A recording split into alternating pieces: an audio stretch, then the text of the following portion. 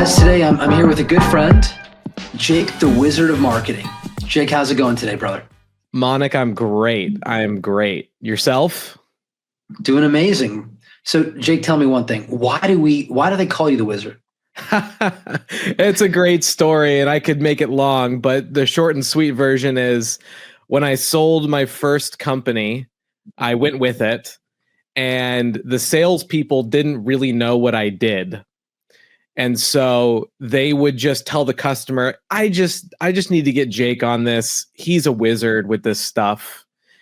And over time, the customers started asking to have meetings with the wizard. And so when I ended up leaving that company and starting my agency up again, it just kind of stuck. So good. And I love how you brought the magic, the wizardry into the brand, into the themes, into everything that you do for all the collateral. It's really awesome. What's the story of that? Like, how long ago did you start the agency? So the agency in its current version has been alive almost 6 years. And really it was kind of a spur of the moment thing. I wasn't expecting to exit that company. And so I needed an agency in a hurry, and I went with the first thing I thought of, which was the Wizard. And so that was the foundation. And then as far as the branding goes, I tried the corporate vibe. I tried the, clean white, big chunky buttons, bright colors, and it wasn't resonating. It just didn't come across the way I wanted to come across. And frankly, I probably got customers that weren't a good fit for me because of it. And so when I stylize myself, sure, I'm gonna offend some very, suit and tie type people with my branding, but other people have come to me and said, I love this. I can tell you're the person I want to work with. And it's been great.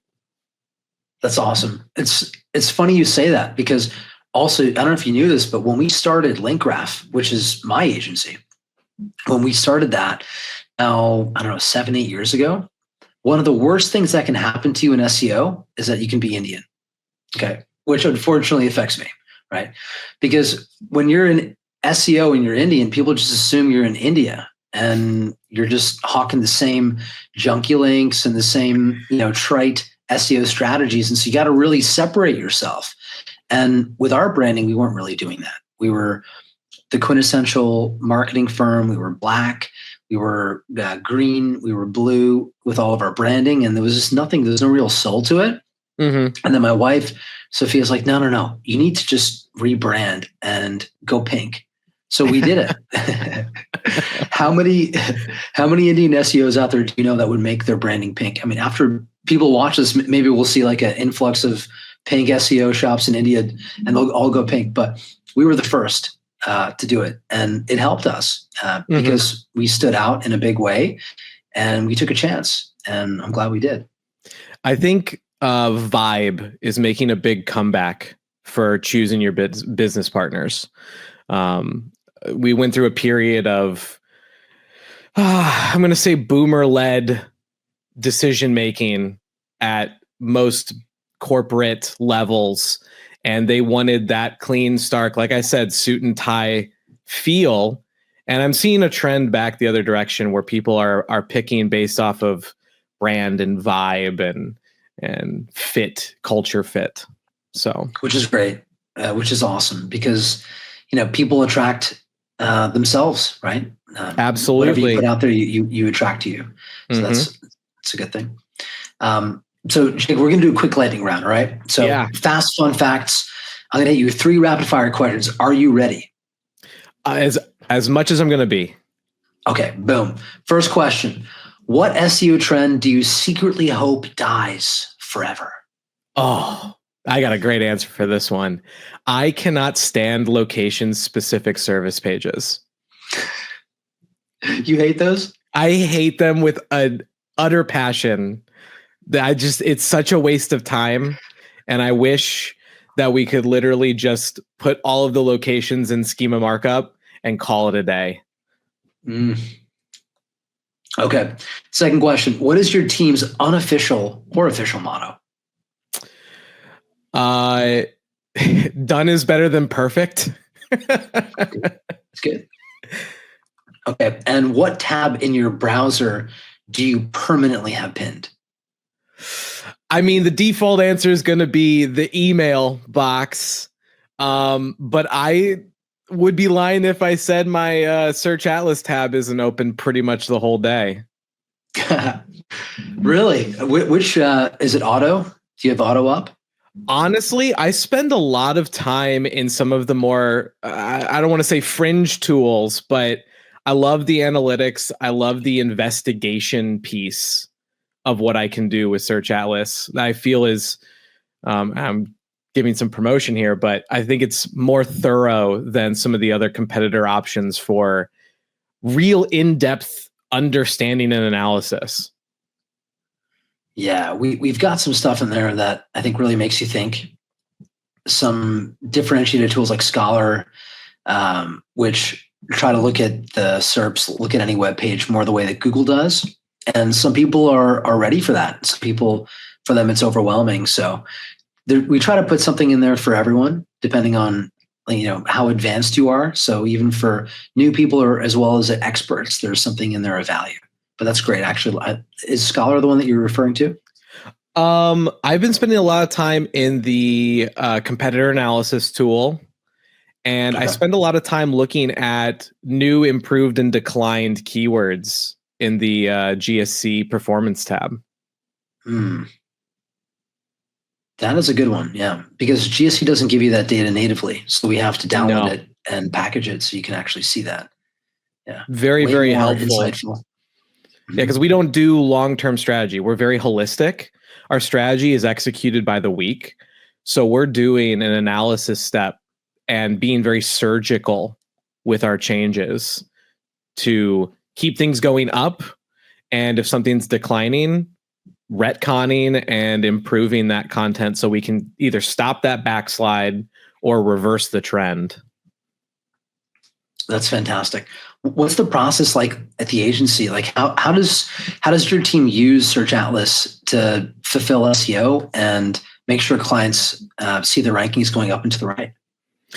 Great question. I think SEO, this is my mentality. SEO has become a much more distributed process. Go back 5, definitely 10, but 5 years. There was a simplistic path. New content, updated content, get a couple backlinks, right? That was kind of the limit, or enough to produce. Now there's so many little micro switches to flip and turn and dial in. And so we really look at kind of the holistic performance of the site. We're going to see where things are trending. Obviously, SEO is not a fast process. It can be if you're lucky, but it's generally an incremental process. So we're trying to catch things at the root as early as possible to prevent loss. And I think that's a big part of SEO, honestly, is preventing loss over time. If you can maintain and then build on top of that, that's really our core strategy. So that's what we focus on. Cool. I think that loss prevention aspect of it, I'm glad you mentioned that because it's certainly become more a part of SEO as the updates have become more frequent, more aggressive. Google used to say they would never roll out an algorithm update over the holidays. Given Q4 for a lot of e-commerce retailers that's like the time of year, and either they'll make their business or they'll lose it. And then, of course, what do? Big algorithm update over December. So, not just December, but August through November was brutal. And then on the back of November, we got 2 more in December. It was a rough Q4 this year for updates. Yeah, it was. And I think that the other thing we have in store is that these updates, they take usually 2-3 weeks to roll out, sometimes even over a month. As we step into this year and into next, I think we're going to see those updates happen even faster. So if your rankings are going to slide, you're not going to see them slowly slide over the course of a month. You're going to wake up and you're just going to see your rankings have completely shifted from where they used to be. And, a lot of people are going to have a lot of bad days. With their changes to, I think Google even came out and said that they're looking for more rapid, more frequent updates going forward. And that's gonna change the landscape. It is for sure. So Jake, how did you find out about Search Atlas? What was it when did that happen? This is a great story. I've been running my agency. I've been using SEMrush since pretty much day one. And I was just so dissatisfied. And on multiple fronts, but the biggest one being that it was the largest expense in my agency per month. And I sat down and went, what am I paying for? Like, what is the actual output value multiplier of this spend? And I could not justify the amount I was spending on the tool. I really worked hard too to figure out what that justification was. And I kept coming back to, at that time, SEMrush had a bunch of micro transactional activities you could do on their platform. And I found that I was using all of those and I was just paying more on top of my existing bill. And so I said, there's got to be a better way. And so I just started looking around, and I stumbled across Search Atlas. I had no feelings towards it. I just saw it as a tool. And so I signed up for the trial, and I got in and went, holy cow, this is not a tool for analysis only. Yes, it's got great analysis. And one of the features I loved of it was that it brought in my search console, which SEMrush doesn't do effectively. And so I was able to see that data in one place, and then I could actionate on that data all within the tool. I didn't have to spread myself out to other multiple tools at the time. And I was like, this is just from a workflow perspective, much better for how I operate. And the bonus was that I think I cut my bill by well over 50%, if not closer to 75%, coming over to Search Atlas. So that was a win.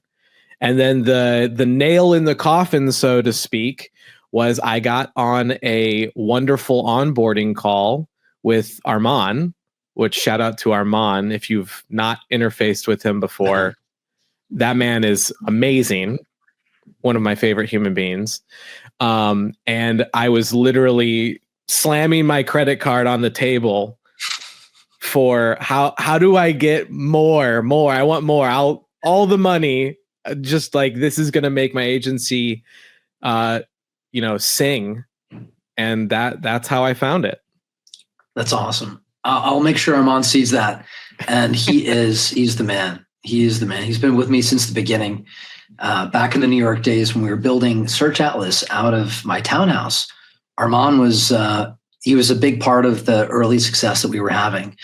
And we learned SEO together, really, by testing, implementing, experimenting, and trying new things, throwing spaghetti at the wall and seeing what stuck. But that's so cool. I don't think I've ever heard that story. And I'll make sure Armand gets to hear that part. That's awesome. Yeah. So what was the aha moment that you had, like when you started to, like with Otto, when did you actually start implementing it? And what was like your aha moment when you were implementing it into your SEO workflow? So yeah, that's a great one. So like I said, I've been on Search Atlas for almost 2 years now, getting close to it. And at the time, Otto was at that moment in time, Otto was a suggestion engine. It wasn't even what it is today, which is incredible. But it was really, really cool to to have kind of an updating feed that was scanning my site, seeing the work that we did, and then nudging us in directions to make further improvements. I think it just took some of the stress off of my team, because sometimes with SEO, you could stare at it and not see the matrix. So having that assistance in the version 1 was fantastic. And then version 2, the bigger release, we started, seeing that tool come to life, I think last March or April, if I'm not mistaken. And the moment I saw what Otto was doing and the capability to SEO, everybody was in a speed walking competition. And I felt like Otto removed the rule and said, now you can run. And it was kind of this just, we're going to be able to do so much more than most of our competition. Just like quantity based, but also quality based. And so I actually completely reconfigured my internal workflow process at the company to incorporate Otto more specifically and thoroughly.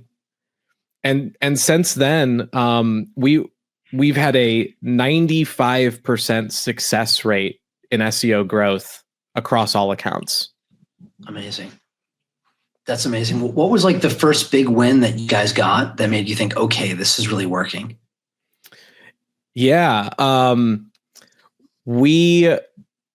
The first big win was a small local lawyer who was partners at a practice, and the partners split. He moved about 70 miles away and started his own firm. And we were able to take him from a brand new website, 0 traffic.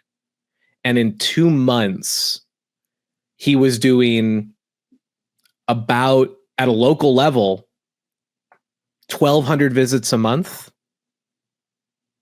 and all localized, all good keywords. He was dominating his Google Maps against people who had been established for 45 years as a law firm, and he's battling them for the 1 spots on the local, and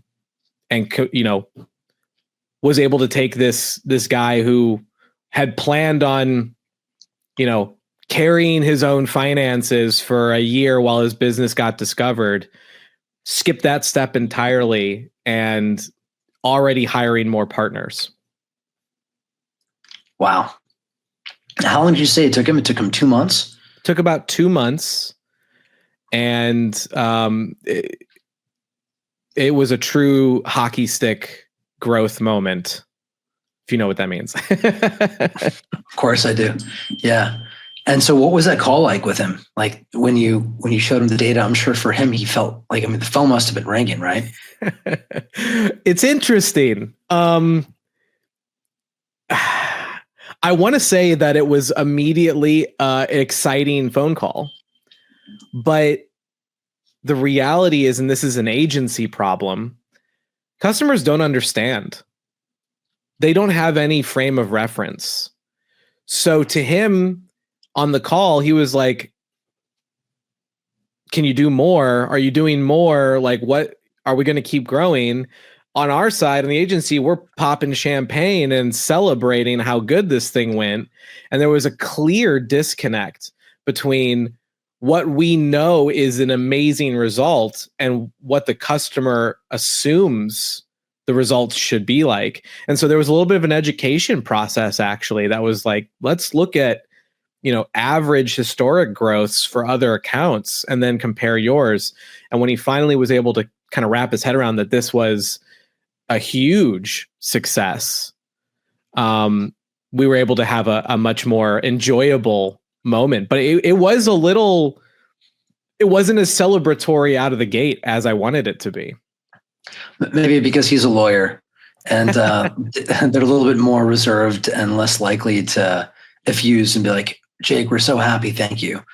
It's too bad that he didn't come out of the gate with that because, I mean, obviously knowing how competitive like law is as a niche, getting someone ranked in 2 months from zero is no simple feat. You got to really dial a lot of things in. You got to do a good job. So very few agencies, I think, would be able to deliver that type of result. So hopefully he gets that at this point. Absolutely. And we're well down that line now. So, but I think that's a huge part as an agency owner communicating with clients. They have zero frame of reference. You're looking at 5, 10, 50, 100 accounts in your agency. You can pick out the golden geese and you know the ones that are not doing well, but they don't have any of that data. They don't understand and they don't sit there and live in the SEO world. So there is a hefty amount of time that's spent educating them, bringing them up to a baseline level of here's the real expectations. Right. They've never seen it before. They have no data to run based on. So yeah, it makes sense. Yeah, and it's kind of tough because like you don't really get an ROI from that investment in teaching them, but you have to so they can understand the benefit of the program. Otherwise, they won't stick with it and keep their gains. The ROI is lifetime value. You got to retain. SEO is a tough one for retention. Yeah, for sure. So how exactly has Otto become integrated into your existing processes and workflows? And also, what do you guys use for task management? So we have a task management system that we execute in Monday.com. We do all of our task-based delivery on a weekly basis. We want to show constant development and forward movement. We don't want to just drop them with a monthly report.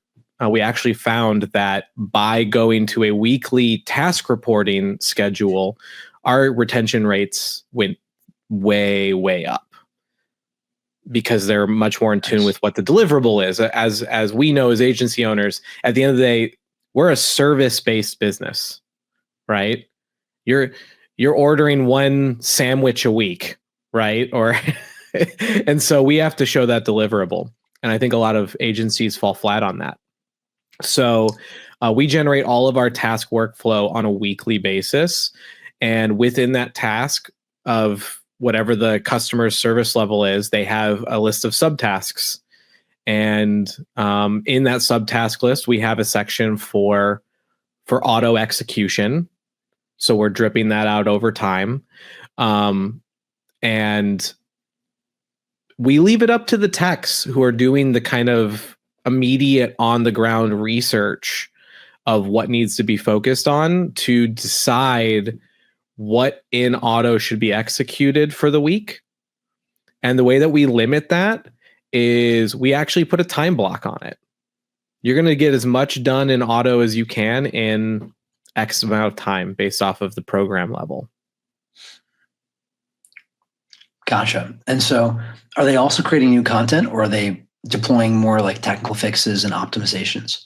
Yes. So our baseline program is 8 pieces of content a month, which we're leveraging the content engine within Search Atlas, and then auto updates, and then Google Map, Google Business Profile updating as well. And that's kind of our baseline program.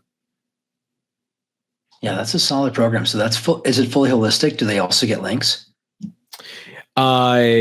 So when you go up to our upper packages, that's where we bring in authority building as a piece of the offering. And then we're getting backlinks either through a purchasing platform, although that's now shifting thanks to more developments within Search Atlas that I'm excited for. But yeah, that's kind of how we scale that up. So if you want the full speed, if you want the pedal down 50%, our baseline program's great. If you want it down to the floor, let's take it up a notch. Makes sense. Cool. And Besides that lawyer, did you have any other really impressive client success stories that you were able to deliver using Auto? Using Auto, absolutely. I mean, I would say the success story overall is that we manage at this time about 70 accounts for active SEO management. And across all of our accounts, since we've deployed Auto, we have only had 2 that have had either stagnant, where they've plateaued, or any kind of slippage, which I think that's the real testament to success, is that maybe they're not, roadsters going hyper fast, but everything is consistently growing. Yeah, across the entire portfolio. That do you feel like now you're confident any client you guys bring on, you're going to be able to deliver consistent SEO growth for them now? Absolutely. And I think that's the biggest pain point I hear in client calls, is that previous agencies, it was spikes and dips. There was no consistency. And so right now, at a 6-month delta of a new client, we're typically seeing a minimum of a 2x in their traffic, if not a 3x. A 2 to 3x in 6 months for organic traffic to a website, being able to deliver that consistently. I think very few agencies out there can match that type of result. So that's really solid. It's very good. Absolutely. Amazing. And when you look at these SEO metrics, so you mentioned traffic, are you guys also tracking conversion rate, revenue, other metrics after traffic? So as you know, and as most agency owners know, it can be tough to get that data to track that effectively. So we kind of handle that a little bit in our pitch meetings. We tell our clients that we're going to go through a 4-phase SEO program process where we're going to change our metric that we measure against over time. So initially, that's going to be traffic, right? That's going to be, it's not even traffic. We're going to look for ranking positions, total number of keywords. We want to see positive movement. Sometimes the positive movement is we got 200 new keywords, but they're ranked 40. So you're not getting clicks from that, but you're going in the right direction. Impressions always leads clicks. So we're going to start there. Then in phase 2, we're going to move on to a CTR based metric. So are we getting those impressions now up into positions that can get clicked on? Are we making sure that meta titles and descriptions are click worthy? That's phase 2. Phase 3, now we're looking for engagement rate on the site. We want to make sure that the types of people that are coming in through our clicks are resonating with the site. This is where things get a little more interesting, because now we're into a site analysis, a UI UX game where we have to tell clients, hey, guess what? Your website, it sucks. Nobody wants to be on it. We're getting clicks through on your primary keyword, and those people coming in are staying 18 seconds on your site. There's a problem here. And then finally, once we get some more of that engagement rate dialed in with the customer, we shift into the final phase, which is where we do look at CRO, conversion rate optimization. Are we getting through people who are ready to buy, or coming back ready to buy or engage? That's important. And the challenge there with client sites that have not been optimized, as you know, is those behavior signals.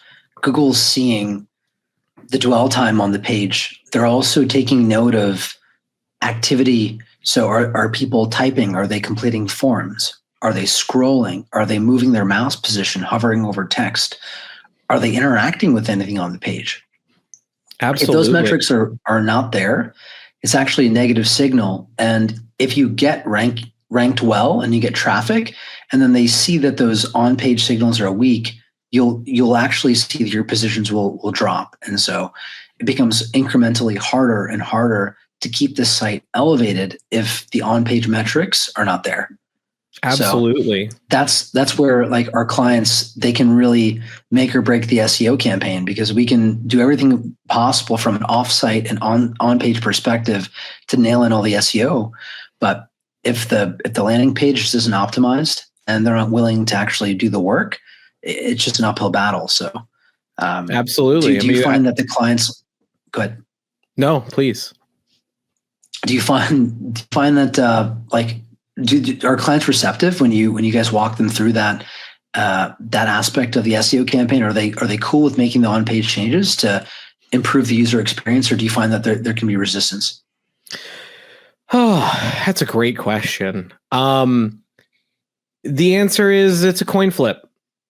Some clients firmly believe that the problem is not enough people to their website, and one of the hills that you have to battle against on SEO is that once you get that click through, there's very little you can do sometimes.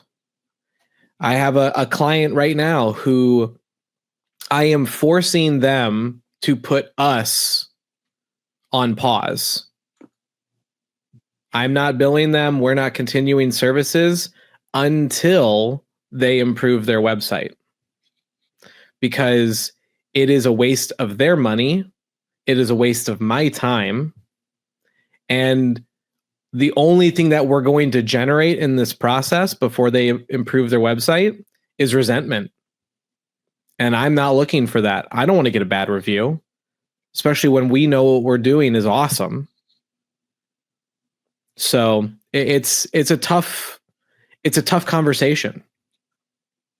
Yeah. Yeah, especially when some clients, they're used to just looking at their website. They think it's the best, and they don't want to relinquish control over the creative side and changing it, making it better. They just don't want you to touch it. And it's that's why I asked, because we've seen that with some of the enterprise clients, is they're not willing to add more text to the page or update the creative or update the layout. And then at that point, you're pretty much just like, you're just pushing the ball uphill. It gets harder and harder. Mm-hmm. And they see the clicks, but they're not converting. So then they blame the quality of your clicks.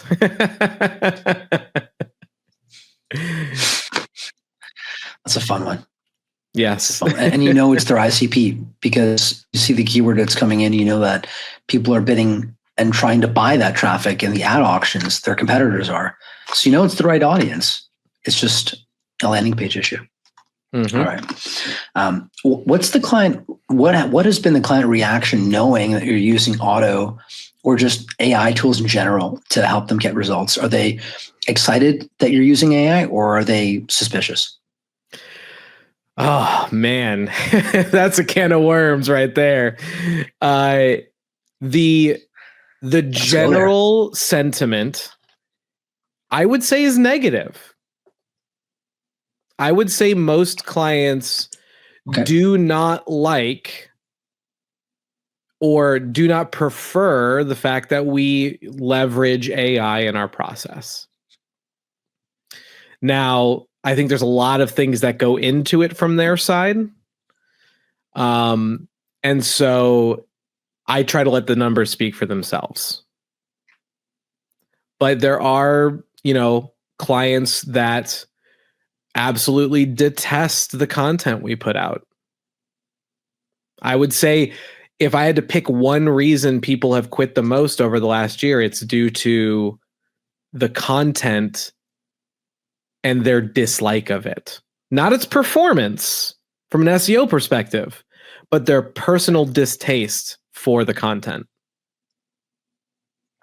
Okay. So it's I would say generally negative, but I think that over time, the numbers again speak for themselves, and the clients who can get out of their own way and realize that the content's not made for them. I'm not trying to impress you with this content. My client as an SEO company is first and foremost Google. Everything I do for Google. And the second piece is then the customer aspect and the break or the disconnect there is that a lot of business owners think blogs from a user perspective are the same as blogs 5 and 10 years ago, where people were legitimately reading and spending time consuming blog content. And the user behaviors change so dramatically. So by knowing those factors, we can say, hey, I agree. This content is maybe a bit much, but we're getting you ranked. It's supporting your other core pages where you do want people to dwell, where you do want people to engage with you. And that's where your value is. And we're able to do this much more efficiently, effectively, and rapidly than we've ever been able to do in the past. Would you say, Jake, that you've seen to any degree like a shift from AI skepticism to AI optimism with your clients in the last 6 months? Or would you say it's muted and like in about the same? Clients that stay with me 6 months never complain again. It is clients in the honeymoon phase that are clutching their website so tightly to their chest. And the thing I have to keep remembering that, reminding them of, helping them remember, is that what you have been doing has not worked. I literally had a client last month on board. We did 1 month of service. We got on a call and he said, I hate all of your content. We're going to go back to what we were doing. And I pulled up his graph of his history and I said, how long have you been doing that? He said, 2 years. I said, that doesn't work, my friend. If you want to go back to it, I can't stop you. It's your presence. But I can tell you that doesn't work. And what was he doing before? It was handwritten, each article one by one? Is that what he was doing? They were doing handwritten content 2 to 3 times a month and no technical optimization whatsoever. No keyword research whatsoever. It was just a copywriter that they had that produced some stuff they put on the website. Mm-hmm.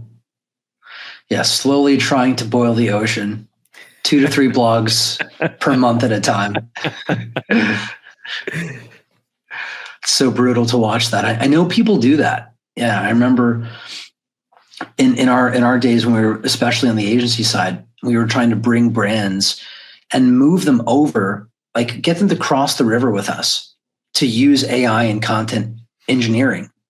Mm-hmm. And there were clients that got it and they knew that they needed to hit higher content publishing velocities. So what helped us was we would show them, this is your velocity. Okay, you're here. Your competitors are like 5 to 10x your content publishing velocity. If we allow this trend to continue, you're going to fall into a greater and greater and greater gap versus them in terms of organic ranking keywords and traffic. They're going to outbuild you topical dominance, and you're going to be in a worse position unless you can cross this river with us and figure out your company's relationship with AI content and AI content engineering. Mm-hmm. And so with some of our clients, we actually charge $20,000 to build them a custom AI model with their brand voice, with their source context, with a lot of customization into the topical mapping process, but it costs $20K upfront for us to do the engineering work, to build the model, and then we can use that model to generate high quality content, which they're going to be excited about. But it's $20K upfront because it takes a lot of time and a lot of optimization until we really dial it in.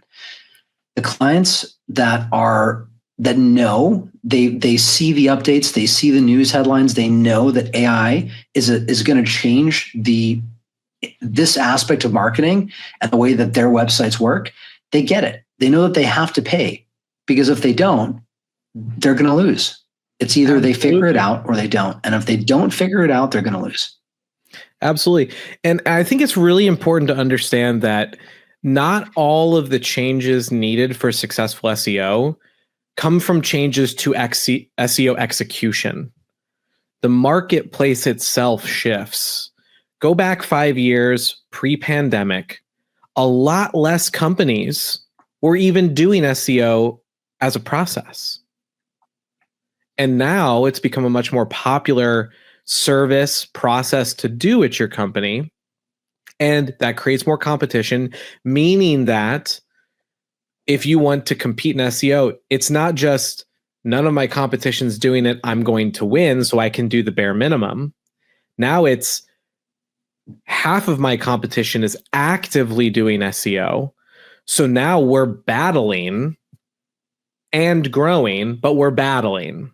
And so you have to keep one-upping them as part of your SEO process. And so doing the bare minimum isn't going to cut it. I remember my very first SEO client, my entire package was one blog post a month or one blog post a week. That was my SEO plan when I first got started. And guess what? We took that company from 1.2 million over the course of 4 years to a $10 million company. Through organic SEO only on one blog post a week. Now, that's insane. It's not even don't even do it.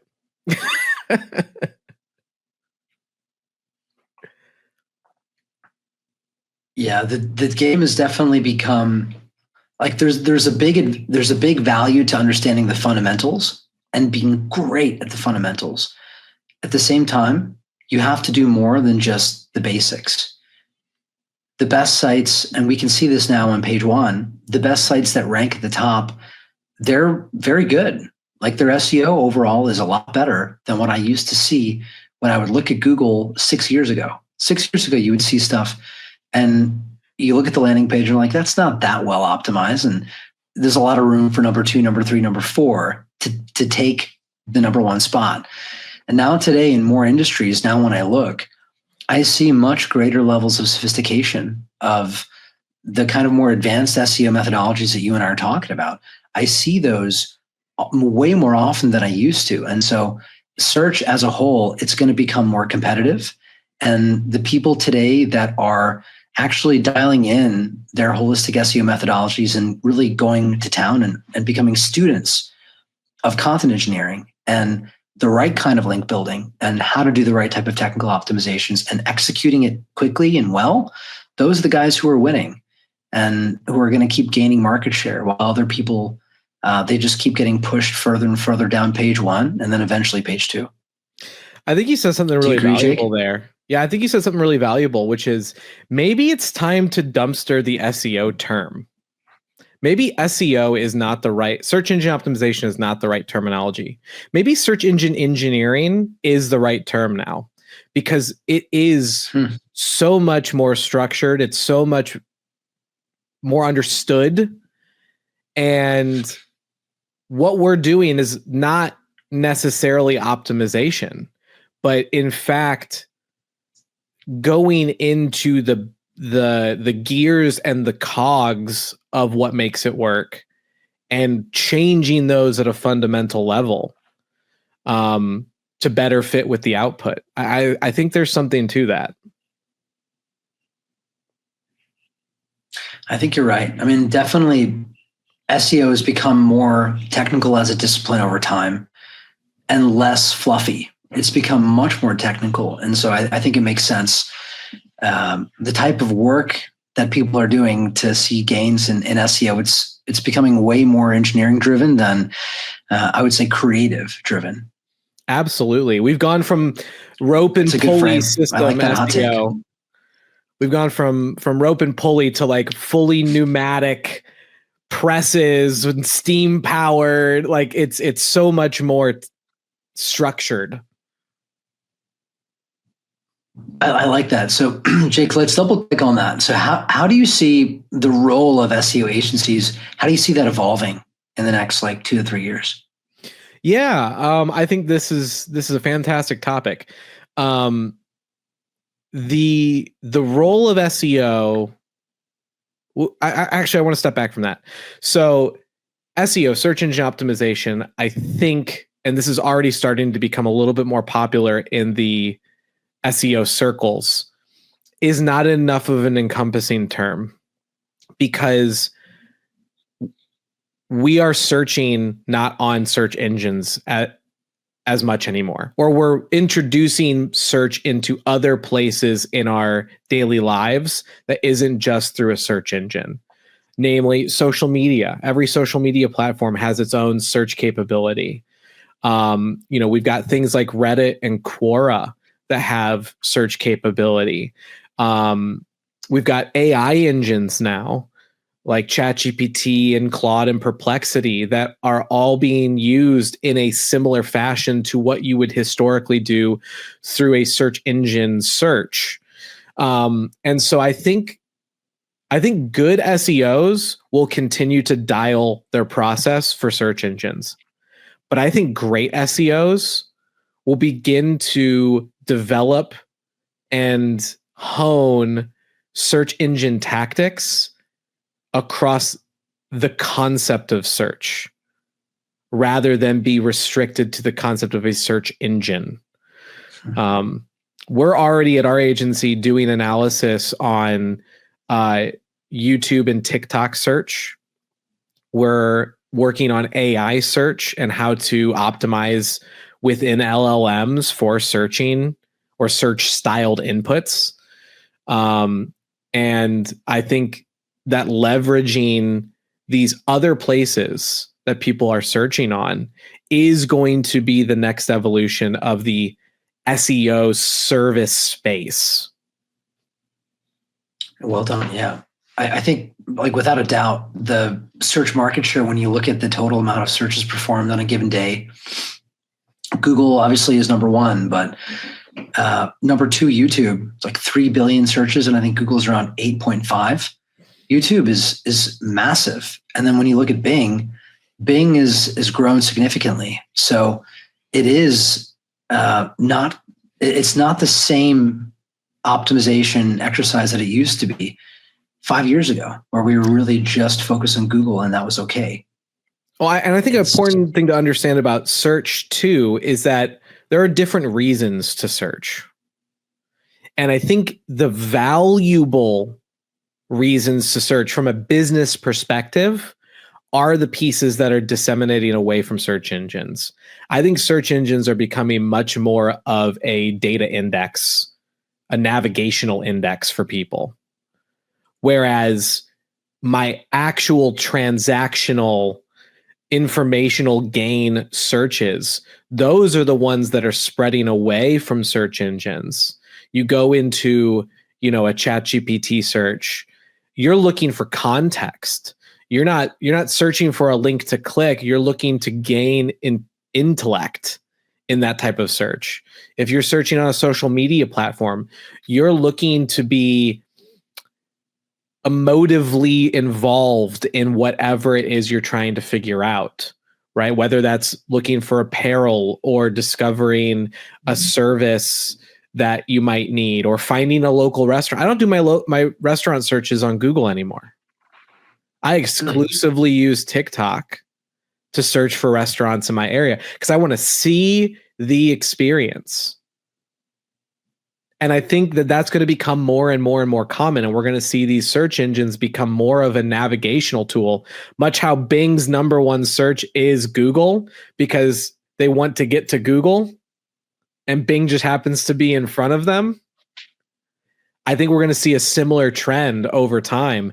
And I think Rand Fishkin's latest data analysis on this kind of supports this concept. Which data analysis? I don't know if I saw that one. He did a data analysis over keyword intent and brand intent in search.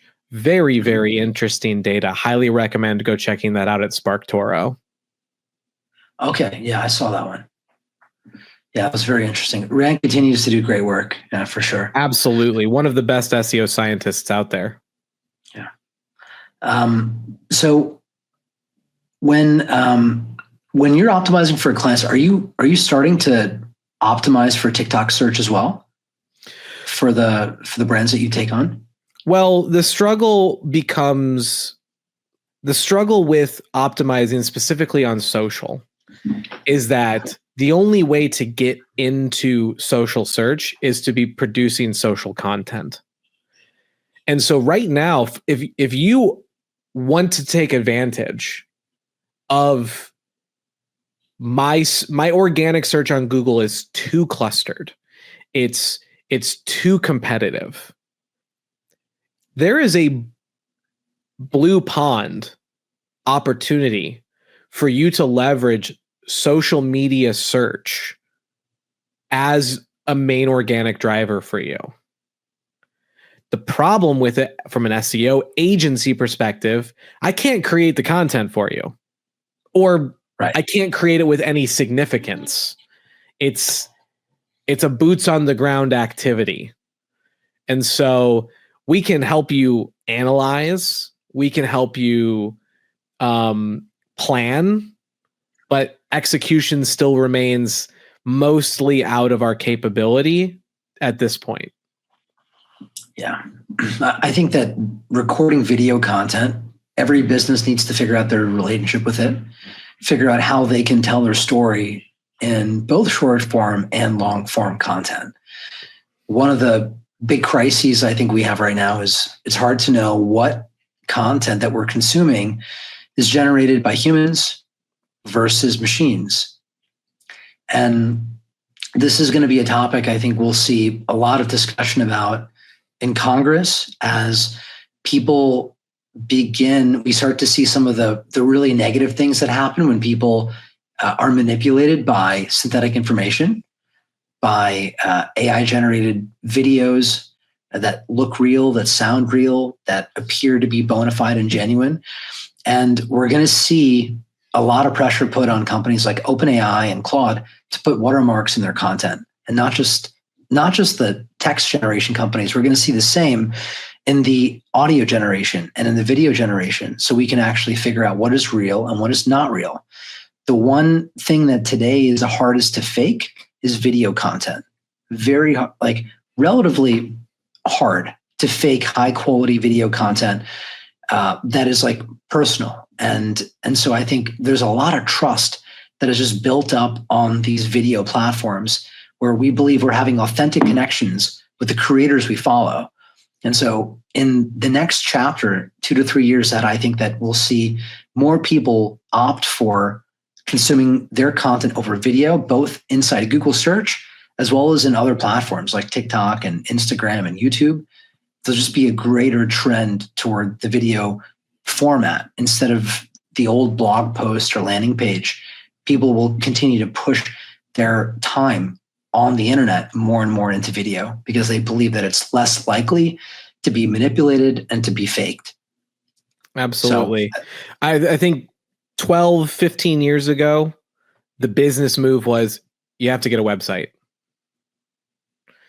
If I'm picking something today to be that same metric, it's you have to have active, regular video content. I think you're right. And it's a barrier to entry. It takes time. It takes physical technology. It takes, you have to be able to edit and produce. You have to ideate. It is a complex output to create. And that barrier to entry is dropping with things like CapCut and more AI tech coming into video editing and video production. But you still have to sit down like we're doing right now in front of a camera and spend the time to output something. I think Gary Vee says this the best, where he says, everything is content. You just have to publish it. He's constantly encouraging creators and brands to put pick up your phone, start recording, no matter how dumb you think it is, no matter how menial it is, no matter how everyday it is. Record, record, record. Because something in there will be valuable, and something down the line may make old video more valuable, but you can't go back and get it. Right. I think you were telling me, doesn't Gary Vee publish 36 times a day? I think he's at, across the I think it's like 75 wow pieces of content today. That might be a little too much, but still, good job, Gary. It's a lot of effort to put that type of content out. I mean, he has a 5-man team that does it all. So even for 5 people, that's still really good. Yeah. Yeah. And so coming back to SEO, do you think you're going to see in the next couple of years, like more video SEO agencies emerge that really focus on optimizing search through video? I think there's 3 major things that I'm looking for at the future right now. Mm-hmm. One of them being video SEO, wherever that is posted, but video SEO in general, structuring what you say in videos, because everything is getting instantly transcribed now. Everything. Even live video feeds on platforms are getting transcribed live, and that is getting processed and being used to put into algorithms. So knowing what you're saying and understanding the SEO value of what you're saying, whether it's live or in recorded content, I think is going to be a huge element of the next 5 years. The second thing that I'm planning for from an SEO perspective is more humanized, voice-focused search. So how do we humanize our SEO to take advantage of the fact that more and more people are using voice input for their search? Because there is a dramatic difference between typing in landscaper near me and saying to your assistant, who are the landscapers near me, or what landscape companies are near me? It's different. It's just different. And so focusing on creating the correct inputs to get the outputs from those voice styled searches, I think is going to get more and more and more popular. And then the last thing that I think, and this is a far ranged view, is what is search going to look like in an AR enabled world? Because I think we're in for a serious change of how we utilize and present data locally. Unpack that more. So when you say you expect locally, we're going to see, are you talking about overlays on glasses where we can see metadata about the buildings, about the people, about the places that we're walking through? Absolutely. Just at CES in the last 2 weeks, there was a product that came out called X-Real. Go look it up if you want. It's a pair of fairly normal looking glasses with a heads-up display inside of it. It definitely needs some development, but the technology is getting very close. And so my hot take, this is the clippable comment here, is that my prediction in 10 years, websites as a concept will be mostly dead. I agree with that. Yeah, I agree with that. Instead, we're going to have some sort of database of information that is crawled by these AR search-enabled devices that will be presented within an AR experience. And when you're having that experience, the way that we communicate to that tool to use our data is going to change. It's not going to be like Google search. It might be similar, but it's the core concepts of how do I create my data in a way that when someone does an input, they get me as an output. That's the basis of all SEO. And data is not going anywhere. data is just going to get more and more and more terrifying. So as long as there's data, there will always be a reason to search that data. And I'm trying to stay ahead of what that future looks like, because we don't even have an inkling of what it will look like, but we should have an inkling of what it won't look like, right? Yeah, I think with all the change that we're seeing with where AI, where we know it's going and where it's at today, one of the challenges is figuring out the pacing about how fast are we going to go from our current today state to that future state, and that transition. What is it going to look like when you think about the advent of like generative AI and how it's impacted marketing? There's still tasks that our team is doing that could be fully automated by AI, but we just don't choose to go to that last 5 to 10% because the humans are still involved in the process, and we think that they're adding enough value that we don't want to rip them out. But in 1 year, 2 years from now, I don't know that it's still going to be that way. But today it is. So the tech has to get to the concept level, right? Like, we have concepts of what the future will be like, but the tech has to get there. So right now that's the barrier. But with advances and this is why I think that if you are a business owner of any kind, you need to pay attention to technology, because everything eventually becomes technologyized. And so if you're not paying attention, if you don't know the latest updates on where quantum computing is at, that might be a misstep for your business. So quantum computer inside a lawnmower, you think it's coming? You can get a Roomba lawnmower. They are available. It parks itself in a little shed on the side of your house, and once a week it pulls itself out of the dock and does your lawn. What a brave That's world. already here. Wait till it gets AI in it. Just wait. So it's on its way. Now, if that AI can figure out how to mow the lawn without upsetting my dogs, that would be really great. Without pissing them off and barking in the middle of all of my podcasts and videos, that would be superb. Jake, awesome predictions, dude. Great takes. So where can people learn more about the work that you're doing and follow you online? I mean, best place is over on TikTok.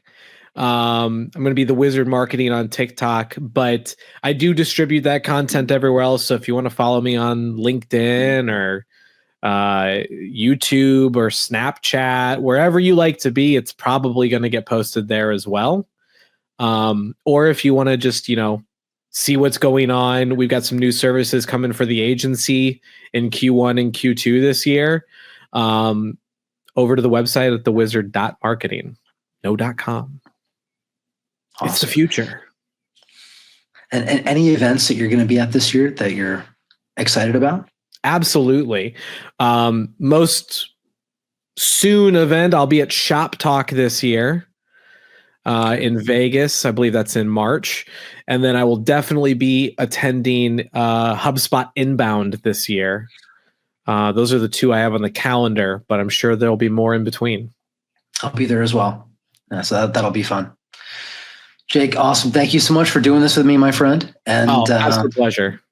Look forward to building the future of SEO together with you, and all that is to come this year, guys. Make sure you check out Jake's channels, The Wizard Marketing on TikTok, and we'll see you back here for the next one. Thank you guys so much.